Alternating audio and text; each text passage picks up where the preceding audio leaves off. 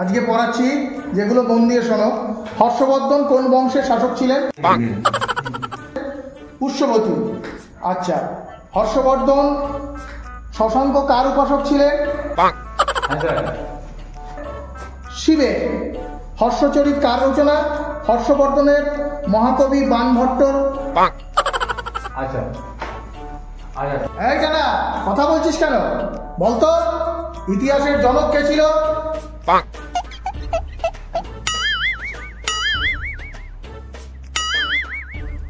Sir মনে করতে পারছি না স্যার। স্যার মনে করতে পারছি না তো স্যার।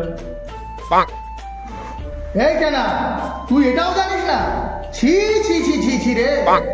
ছি ছি ছি রে ননি ছি ছি ছি রে ননি ছি ছি ছি রে ননি ছি রে। ননি করতে গেছ?